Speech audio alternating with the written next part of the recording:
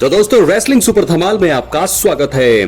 दोस्तों WWE raw के main event में जे उसो और ब्रॉन ब्रेकर के बीच आईसी चैंपियनशिप के लिए सिंगल्स मुकाबला देखने को मिला। इस मुकाबले में जबरदस्त बवाल मचा और यहां तक कि चीटिंग की भी हदें पार होती हुई दिखाई दी। अंत में आपको बता दें कि ब्रॉन ब्रेकर ने ब्लड लाइन की मदद का फायदा उठाते हुए जे उसो की बादशाहत का अंत कर दिया है और एक बार फिर आईसी चैंपियनशिप को अपने नाम किया। दोस्तों आपको बता दें कि जे उसो और ब्रॉन ब्रेकर के बीच जबरदस्त मुकाबला देखने को मिल रहा था। उसो ने जब मुकाबले में दबदबा बना लिया था तभी रिंग साइड पर सोलो सिकोआ और जेकब फाटो दिखाई दिए। जे उसो की अपने भाई के साथ बहस देखने को मिली और इसका फायदा ब्रॉन ब्रेकर ने उठाना चाहा, लेकिन जे ने उन्हें ऐसा नहीं करने दिया।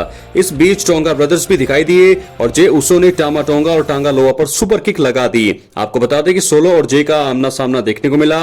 इस मौके पर ब्रॉन ब्रेकर ने स्पीयर लगाने का प्रयास किया, लेकिन गलती से ये मूव सोलो पर ही लग गया।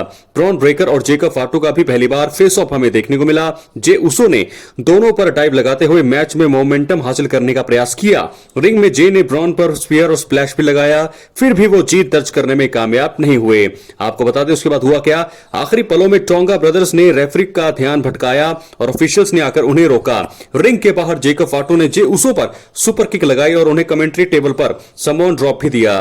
ब्रॉन ब्रेकर ने जे पर हुए अटैक का फायदा उठाकर उनके ऊपर स्पीयर लगाया और WWE में उनकी बादशाहत सिर्फ 28 दिन में ही खत्म कर दी। तो दोस्तों अब रोमन रेंस के भाई जे उसो के साथ धोखा हुआ है और इसी वजह से वो अपना टाइटल भी गवा बैठे हैं। हालांकि हैरान करने वाली बात यह थी कि मैच में खुली चीटिंग हो रही थी, फिर भी रेफरी ने कोई सख्त कदम नहीं उठाया और मैच को रोका नहीं।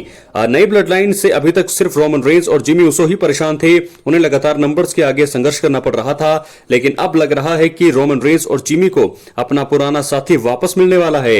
WWE रॉ का अंत जिस तरह से हुआ उसके बाद हमें असली ब्लड लाइन का रीयूनियन जल्द होते हुए दिखाई दे रहा है।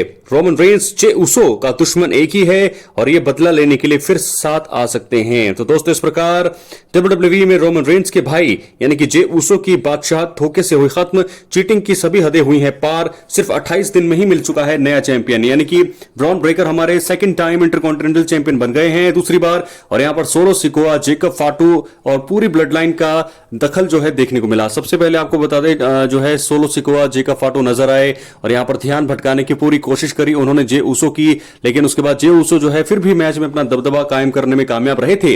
लेकिन उसके बाद आखिरी पलों में टोंगा ब्रदर्स ने रेफरी का भी ध्यान भटकाया, ऑफिशियल्स को बाहर उन्हें लेके जाना पड़ा। फिर बाद में जेकब फाटो ने इसका फायदा उठाते हुए अटैक किया, सुपर किक लगाई यहां पर जे उसो को, उसके बाद समवन ड्रॉप दिया कमेंट्री टेबल पर, जे उसो को पटक दिया। तो वहीं से दोस्तों मैच खत्म हो गया था और उसके बाद आसान से मौका मिला और ब्रॉन ब्रेकर वहां पर हंसते हुए दिखाई दी, क्योंकि उन्हें पता था कि जे उसो पूरी तरह से खत्म हो चुके हैं और अब उनके पास बिल्कुल आसान मौका है दूसरी बार इंटरकॉन्टिनेंटल चैंपियन बनने का। और ऐसा ही हुआ। उसके बाद उन्होंने स्पीयर लगाया, जे उसो को 1 2 3 पिन करने के बाद जीता दूसरी बार इंटरकॉन्टिनेंटल चैंपियन। तो दोस्तों जे उसो की बादशाहत बड़ी ही जल्दी खत्म हो गई है। सिर्फ 28 दिन में ही वो अपनी चैंपियनशिप हार गए हैं। किसकी वजह से? ब्लड लाइन की वजह से। तो ऐसे में ब्रॉन ब्रेकर है हमारे नए इंटरकॉन्टिनेंटल चैंपियन और अब जे उसो की बदले की भावना दोस्तों बहुत ही ज्यादा बढ़ गई होगी। वो जरूर बदला लेना चाहेंगे यहां पर ब्लड लाइन से, सोलो सिकोआ से, जेकब फाटो से। तो ऐसे में जरूर रोमन रेंस और उनका रीयूनियन अब हमें देखने को मिलेगा। अपनी राय कमेंट बॉक्स में जरूर। बहुत बहुत धन्यवाद।